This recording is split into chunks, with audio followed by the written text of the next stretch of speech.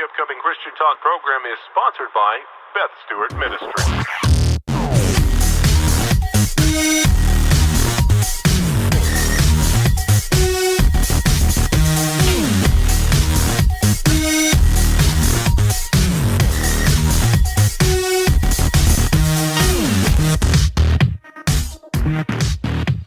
Welcome everyone to our broadcast today. I'm Beth Stewart with Triumphant Living, here to help you to live a victorious and a triumphant life. Hello everyone, and welcome to our broadcast today. I'm Beth Stewart with Triumphant Living, and I welcome you in the name of Jesus. Thank you so much for tuning in, because I believe that I have a word from the Lord for you today. And you know, many times a lot of us, we expect so many people to do things for us. So I want you to just listen to this message that I want to talk to you about the man by the pool of Bethesda in John chapter 5 and verses 2 through 9. It says, "Now there is in Jerusalem near the sheep gate a pool, which in Aramaic is called Bethesda, which means the house of olives or the house of mercy. In these lay a great multitude of sick people, blind, lame, paralyzed." Now think about this for just a moment. The pool of Bethesda was a place of mercy, and Jerusalem is a place of peace. And there's multitudes of people that are not peaceful. Now, put this in today's perspective, and there's a lot of people in the church that are still sick, they have no peace, and something's broken. So what does this signify for us today? So Jerusalem is a place of blessing, but there's people who are not blessed. Do you all know people like that? There's people in church, but they're just not blessed. They don't seem to be getting what God has for them, the blessings of the Lord. So the name of pool, that means house of mercy. That means that God's blessings are there for us, but we're not receiving them. So there's a lot of lessons to be taken in this right here. The man by the pool of Bethesda. Just think about this for a minute. He lay there for 38 years waiting on someone to put him in. Someone needed to come by. And when Jesus came by, Jesus asked him a very critical question. Do you want to be made whole? Now, think about that question for a minute. Why would he ask such a question? Why would he say, do you want to be whole? Because it seems obvious that he would want to be whole in this situation. So the question Jesus was trying to get out of him was, what are you waiting for? And the question I want to ask you today is, what are you waiting for? What is it that you need from God?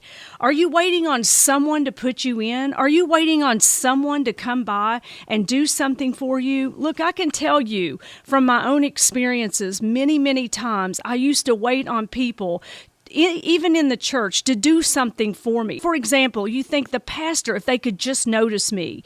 And sometimes you got to take up your mat and walk. And when Jesus said to him, do you want to be made whole? He didn't do something for him. He didn't enable him. He didn't say, well, hang on just a minute, let me stir up the water, then you can get in. He didn't even reach down and help him get in the pool. He told him to do something. And I think that's what God's telling us. He wants us to do something about our situation. He told him, you get your mat and get up and walk. And the man did. Just think about that. 38 years he lay there waiting on someone to do something for him that he was able to do himself. And I believe that's a big problem in the church today. They're sitting there year after year. I see it all the time. They're in the same position, in the same state of mind, in the same state of health that they were 20 years ago. Why is that? Because they're waiting on someone. They make excuses and they're saying, well, nobody came by and noticed my gift. Nobody came by and saw what was in me.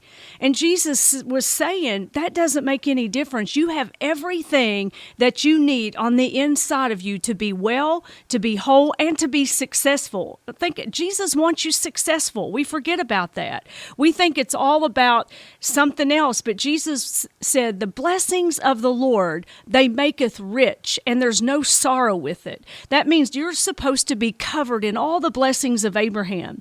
But what you're going to do is you're going to miss your moment and you're going to miss your blessing if you keep waiting on someone else to do it for you. You know, in this society today, we have such an entitlement mentality. We have, it's my parents' fault that I'm this way. It's my background that I'm this way. It's this, that we've got this victim mentality. But the only way you're going to overcome that is if you understand that you are a victor and you're not a victim, that you have to overcome these things. You've got to get up your mat and start walking.